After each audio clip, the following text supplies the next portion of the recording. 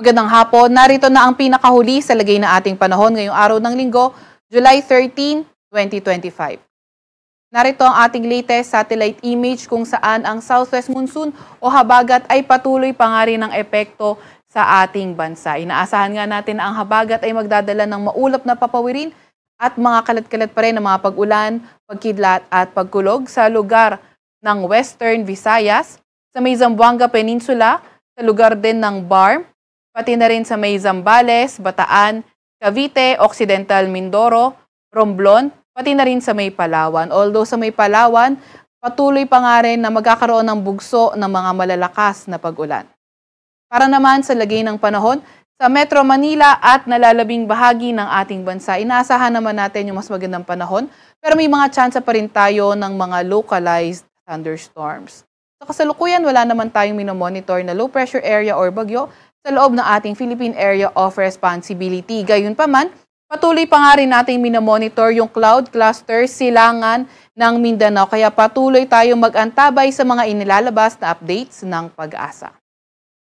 Para naman sa lagay ng ating panahon bukas, nakikita natin kanlurang bahagi ng Central at Southern Luzon, posible pa nga rin na makaranas ng maulap na papawirin at mga kalat-kalat na pag-ulan, pagkidlat at pagkulog. Kagaya nga ng nabanggit natin kanina, ang Palawan ay posible pa rin makaranas ng mga bugso na katamtaman hanggang sa mga malalakas na mga pag-ulan.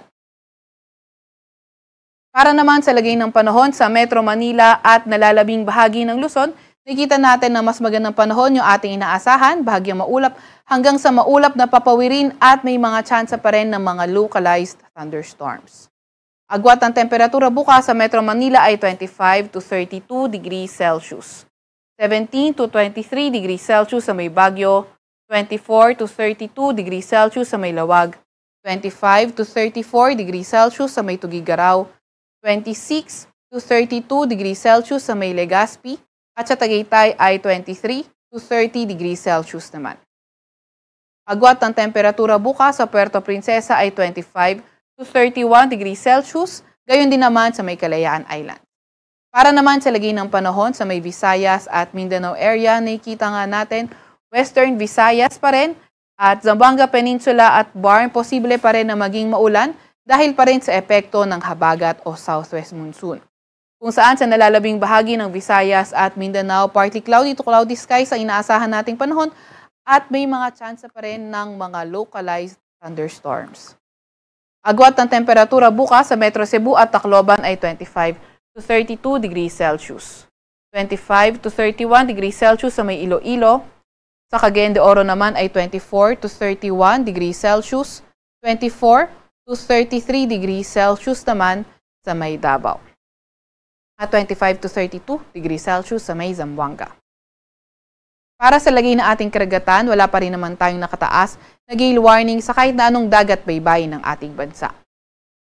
Para naman sa 3-day weather outlook na mga pangunahing syudad natin, nakikita natin sa may Baguio City, Tuesday until Wednesday, magpapatuloy ang fair weather conditions at may mga tsansa pa rin ng mga thunderstorms.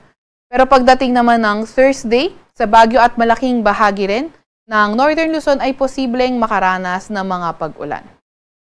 Para naman sa lagay ng panahon sa Metro Manila, Legazpi City, pati na rin sa malaking bahagi ng Central Luzon, Calabarzon, Bicol Region, pati na rin sa may Mimaropa, posible pa nga rin makaranas ng maulap na papawirin at mga kalat-kalat na pag-ulan, pagkidlat at pagkulog. Pero nakikita natin bandang Wednesday or Thursday, posible rin yung mga occasional rains, mostly sa western section ng Southern Luzon at Central Luzon.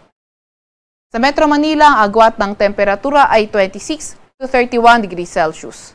17 to 23 degrees Celsius naman sa may Baguio City at 26 to 31 degrees Celsius sa may Legazpi City. Para naman sa mga pangunahing syudad ng Visayas, Metro Cebu, Iloilo City, Tacloban City at malaking bahagi nga ng Visayas, posible nang maging maulan Tuesday until Thursday.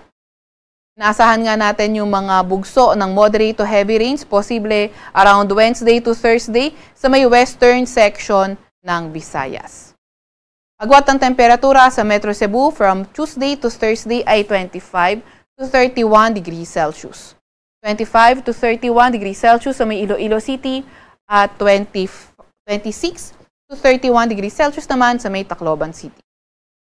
Para naman sa mga pangunahing syudad sa may Mindanao area, nakikita natin Metro Davao, Cagayan de Oro at Zamboanga. Tuesday until Thursday, posible pa rin na magkaroon ng mga kalat-kalat na pag-ulan, pagkidlat at pagkulog at makulimlim na kalangitan.